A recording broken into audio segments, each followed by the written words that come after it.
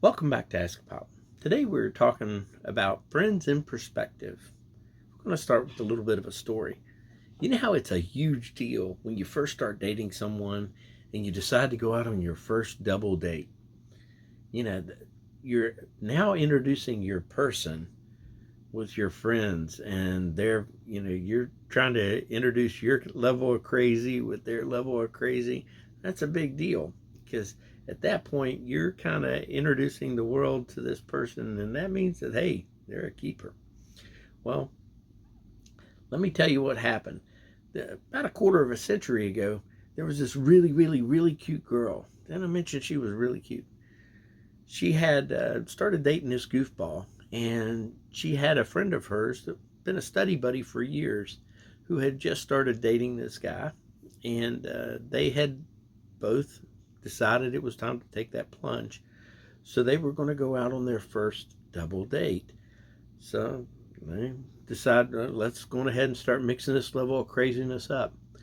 Okay, well, that really, really, really, really cute girl turned out to be my wife, Tony, the goofball.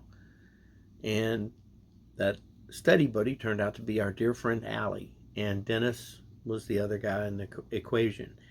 And a quarter of a century later, for me to sit here and tell you all the different ways that their family and our family have intertwined, and how the friendship has blossomed and grown, it would take more of a sermon than an SSA, and I don't think anybody wants to sit here and listen to that.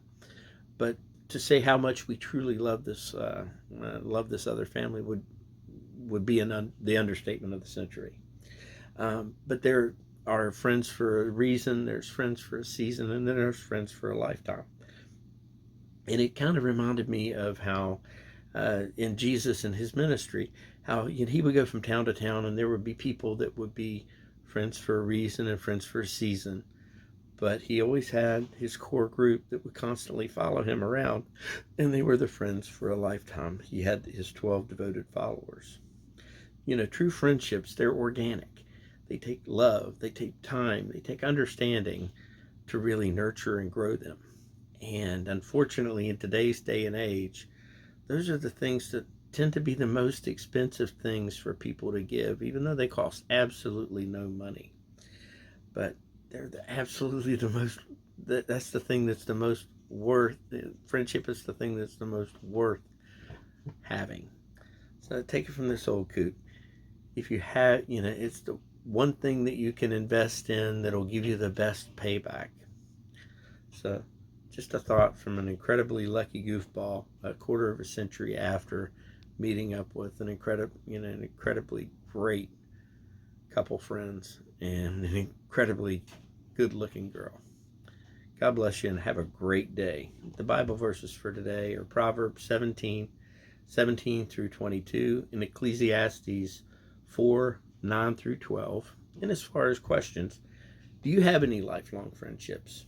Do you have any friendships that were decades ago that you're hanging on to only because they were decades ago? In other words, he's been my friend for a lifetime, but in reality, he was your friend 20 years ago, not necessarily your friend for 20 years. And if that's the case, can you make it current by investing some time, love, and understanding? And and along those same lines, do you have any old friends that you'd like to reconnect with? If so, why not you make the first move? I recently did, and it's worked out for most of them. God bless you and have a great day. Thanks for listening in to AskAPop today. Be sure to like and subscribe if you found this useful and helpful. If you have any feedback, please feel free to give it. You can reach us at AskAPop.com or feel free to leave something in the comments. God bless you.